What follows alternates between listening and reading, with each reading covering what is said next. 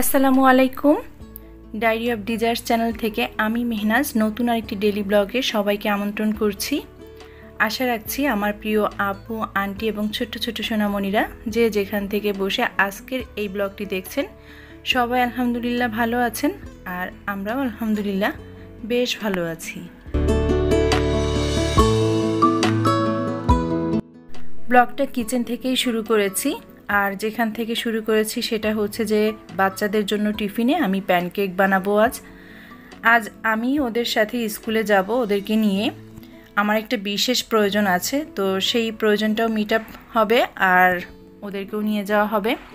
Pancake বানানোর জন্য আমি এখানে 3টা ডিমের সাথে পরিমাণ মতো চিনি, লবণ, ভ্যানিলা এসেন্স আর তেল ভালো করে দিয়ে বিটার দিয়ে আমি বিট করে নিচ্ছি।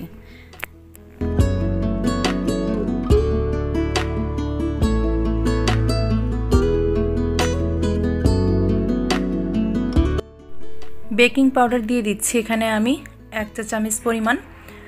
তারপরে আমি দিয়ে দিচ্ছি বেকিং সোডা। বেকিং সোডাটা আসলে আমি বেকিং পাউডারের থেকে একটু কম পরিমাণে দিচ্ছি, আর এরপরে আমি আবারও ভালো করে বিট করে নিচ্ছি। তো বিট করতে করতে এখন আমি ময়দাটা দিয়ে দিব।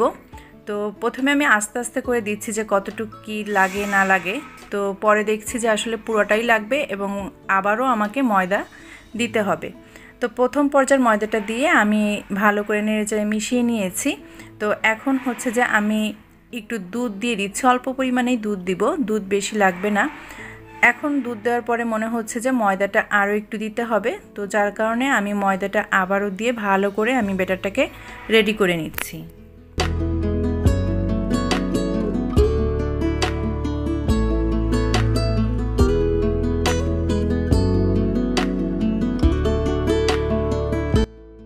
প্যানটাতে তেল ব্রাশ করে আমি কিছুক্ষণ আগেই গরম করতে বসিয়ে দিয়েছিলাম চুলায়, আর এখন ব্যাটারটা দিয়ে আমি এক এক করে প্যানকেকগুলো রেডি করে নিব। তো সকালবেলা দেখা যায় যে অনেক তাড়াহুড়ো করেই এই কাজগুলো করতে হয় আর ক্যামেরাটাও ওপেন করতে হয়। তো এর ভেতরে আমার মোবাইলের যে ফ্ল্যাশ লাইট সেটা বন্ধ হয়ে গেল, আপনারা বুঝতে পেরেছেন নিশ্চয়ই। তো এই তো আমার প্রথম ব্যাচের প্যানকেকটা হয়ে গেছে। তো আজকের প্যানকেকগুলো আমার খুব বেশি ভালো হয়নি, আমার আরও অনেক সুন্দর হয়। আমার আগের ব্লগগুলোতে আছে আসলে। তো প্রথম ব্যাচের প্যানকেকগুলো কিন্তু এরকম একটু সাদা সাদাই হয়, পরেরগুলো থেকে কালার আসা শুরু করে। তো আমার একটু মনটা খারাপই হয়েছে যে কেন আমার প্যানকেকগুলো এরকম হচ্ছে বা তল থেকে লেগে লেগে আসছে। পরে আমি এটাকে ফাইন্ড আউট করতে পেরেছি, সেটা হচ্ছে যে আমার এই যে প্যানে আমি প্যানকেকগুলো বানাচ্ছি, প্যানটা একটু নষ্ট নষ্ট হয়ে গেছে, যার কারণে কালারটাও ঠিকমতো আসছে না এবং পুড়ে যাচ্ছে। তো এই প্যানকেকগুলো ছিল সব শেষের ব্যাচের প্যানকেকগুলো। আমার সবগুলো বানানো হয়ে গেছে, এখন আমি টেবিলে নিয়ে যাচ্ছি আর বাচ্চাদেরও টিফিনটা আমি বক্সে ভরে রেডি করে দিচ্ছি। তো সকালবেলাটা যেহেতু আজ ওদের সাথে আমাকে স্কুলে যেতে হবে, তাই এত কিছু রেডি করে নিজে রেডি হয়ে বাচ্চাদেরকে রেডি করে দিয়ে তারপরে হচ্ছে যে দৌড়ের উপরে স্কুলে চলে গিয়েছি। বাচ্চাদেরকে স্কুলে ঢুকিয়ে দিয়েছি, আর আমি এবং আমার অন্যান্য যে ভাবি বা বান্ধবীরা আছে তারা সবাই মিলে আমরা একটু রবীন্দ্র সরোবরে যাচ্ছি, লেকের দিকে। এখানে সকালের নাস্তাটা আমরা সবাই করে নিব, সেই সাথে যার যা টুকিটাকি বাজার বা প্রয়োজন যা যা থাকে সেগুলো সব কিছুই করে নিই। আমার বিশেষ প্রয়োজনে আজ আমি স্কুলে এসেছি। প্রয়োজনটা হচ্ছে গিয়ে আমাদের এক বান্ধবী ভাবি, সে তার বাচ্চাকে নিয়ে স্কুলটা শিফট করছে। তো আমাদের প্রত্যেকের জন্য আড়ং থেকে এই সুন্দর কিউট গিফট নিয়ে এসেছে। এটা পার্স আমাদের সবার জন্যই নিয়ে এসেছে। তো অনেক থ্যাংক ইউ দিলাম, ধন্যবাদ দিলাম। সেই সাথে কিন্তু মনটাও অনেক বেশি খারাপ। বিশেষ প্রয়োজনটা আসলে ভাবির সাথে দেখা করার উদ্দেশ্যেই এসেছি স্কুলে। আমি তো স্কুলে এখন প্রতিদিন আসি না। ভাবি বলেছিল যে আমি যেন এই দিনটাতে আসি, উনি যেদিন লাস্ট স্কুলে আসবে আমিও যেন যাই। এজন্যই আমি স্কুলে এসেছি। আমার বিশেষ প্রয়োজনটা এটাই ছিল। নাস্তা করে নিচ্ছি সিঙ্গারা দিয়ে, আর খাবো চা, মালাই চা। লেকের এই মালাই চাটা আমার কাছে অনেক বেশি ভালো লাগে, আর সিঙ্গারাটাও অনেক সুন্দর লেকের, খুবই টেস্টি এবং ঝালঝাল একটা সিঙ্গারা। তো গিফট পেলাম, নাস্তা করলাম, সব কিছু হলো। আজকের ওয়েদারটা না অনেক চমৎকার ছিল, রোদ ছিল খুব কম, বাতাস দিচ্ছিল বারবার। বাচ্চাদেরকে সবাইকে একসাথে নিয়ে একটু ছবি তোলা হলো মেমোরি করে রাখার জন্য। আর এদিক থেকে সুভা ওয়াসিফ বাসায় আসার পর ওদেরকে নাস্তা দিয়ে দিয়েছি, ওরা খাচ্ছে। একজন আপু জানতে চেয়েছেন আমার সোফার এই কাভারগুলো কোন পেজ থেকে নিয়েছি। কাভারগুলো নিয়েছি আমি তুর্কি ফার্নিচার সোফা কাভার পেজ থেকে। আর আপনি জানতে চেয়েছেন যে দাম কত পড়েছে। দাম ওনারা আমার কাছে 4700 টাকা চেয়েছিলেন, বাট আমি একটু মোলামুলি করে 4300 টাকায় আমি এই কাভারগুলো নিয়েছি। আপনি আরও জানতে চেয়েছেন যে কাভারগুলো ইউজ করে আমি বেশ ভালো বুঝতে পারছি কিনা। হ্যাঁ আপু, এই কাভারগুলো বেশ ভালোই, গেঞ্জি কাপড়ের কাভার। তো এটা আপনাদের ভাইয়ার পছন্দ। আগেরটা আপনাদের ভাইয়ার পছন্দ ছিল না, তো সে নিজেই এটা পছন্দ করে সিলেক্ট করে অর্ডার করেছে। তো এই কাভারটা বেশ ভালোই। তো এখন আমি চলে এসেছি আবারও কিচেনে। আমি আমার চুলাটাকে পরিষ্কার করে নিচ্ছি।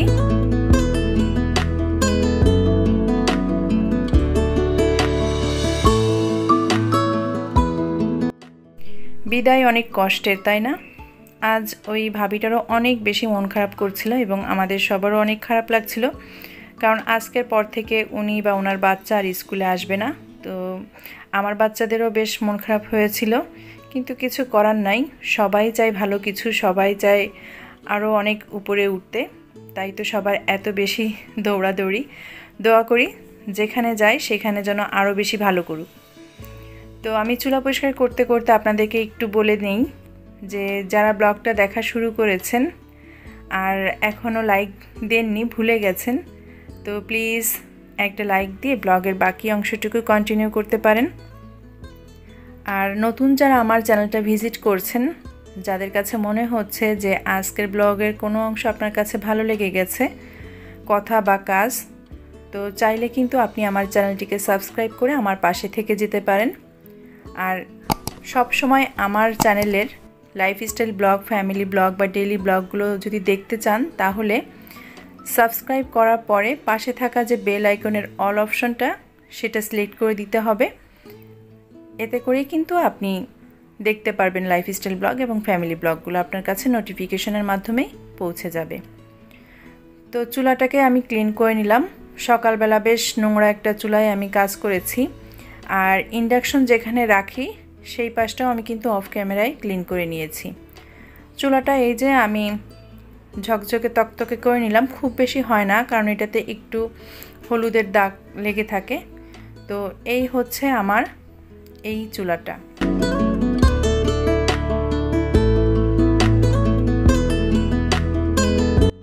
আজ রাতের কোনো খাবার নেই, তাই দুপুরবেলায় আমাকে রান্না করে নিতে হবে। একটু উস্তে ভাজি করে নিব, রুই মাছ ভিজিয়েছি এখানে, ভুনা করে নিব, সাথে হচ্ছে লাউ ডাল রান্না করে নিব। তো কাজ শুরু করে দিই রান্না বান্নার। আমি আজ যে ব্লগটা শেয়ার করছি আপনাদের মাঝে, এটা কিন্তু গত সপ্তাহের একটা ব্লগ, অর্থাৎ আমার কিচেন ক্লিনিং বলেন বা আমি ঘর সাজিয়েছিলাম যেদিন, তার আগের একটা ব্লগ। একজন আপু কয়েকদিন থেকে বলছেন যে আমার ইন্ডাকশন চুলার বিলটা কত আসে উনি জানতে চাচ্ছেন। আসলে বলি করে আর বলা হয় না, কারণ খুব অল্প সময় নিয়েই তো ব্লগগুলি তৈরি করা হয়। তো আপু এক্স্যাক্ট শুধুমাত্র এই চুলার জন্য কত বিল আসে সেটা আমি আপনাকে বলতে পারবো না, তবে আমার টোটাল বিল 4000 যেটা আসে তার ভেতরে খুবই সামান্য পরিমাণে এই বিলটা আসে, চুলার বিল। আমি যখন মার্কেটে চুলাটা কিনতে গিয়েছিলাম তখন ওনারাই বলেছিলেন যে ইন্ডাকশনে বিল অনেক কম আসে, আপনার 500 থেকে 700 টাকার ভিতরেই বিল চলে আসে। তো আমার যেহেতু বাসায় ওয়াশিং মেশিন, ওভেন, ফ্রিজ দুইটা, এসি দুইটা, লাইট, ফ্যান সব কিছুই চলে, সাথে এই চুলাটাও চলে, তো 4000 টাকা গরমের সময় বিল আসছে। তো এখন বুঝতে হবে যে আসলে 5 থেকে 700 টাকার মতো এইখানে আসে চুলায়। তো আজকের লাউ ডালটা আমি একটু অন্যরকম করে রান্না করছি। নর্মালি কিন্তু আমি অন্যদিন আমি ডাল মরিচ পেঁয়াজ রসুনের সাথে ভেজে তেলের উপরে একবারে লাউ দিয়ে তারপরে রান্না করে নিই। আজ হচ্ছে আমি ডালটাকে একটু সেদ্ধ করে নিয়েছি, তারপরে এখন লাউ দিয়ে লাউটাকে ডালের সাথে সেদ্ধ করে নিচ্ছি। তো ওটা হতে হতে অফ ক্যামেরায় আমি উস্তেগুলো কেটে নিয়েছি। এখন লবণ দিয়ে ভালো করে চটকিয়ে আমি রসটাকে ফেলে দিচ্ছি, তেতো যে রসটা। আর এভাবে করে উস্তে ভাজি করলে না একদমই তেতো ভাবটা থাকে না। উস্তে ভাজি খেতে খুবই ভালো লাগে, বাচ্চারাও খেতে পারে। আর আমার এই উস্তে ভাজিটা আমার খুবই ভালো হয়, খেতেও বেশ মজা হয়।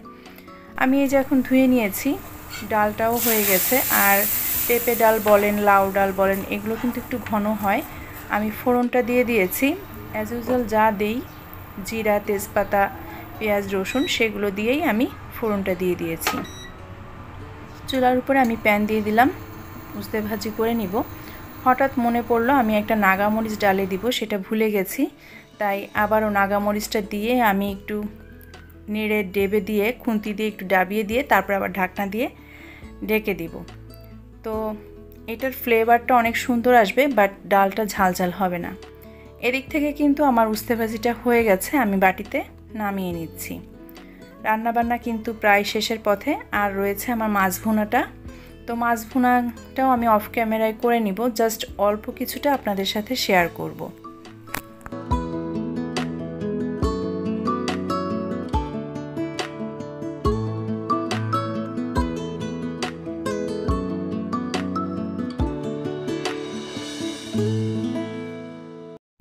মাছ ভুনাটাও আমি ঝোলের পানিতে মাছগুলো দিয়ে দিলাম, ভেজে রাখা মাছ ছিল।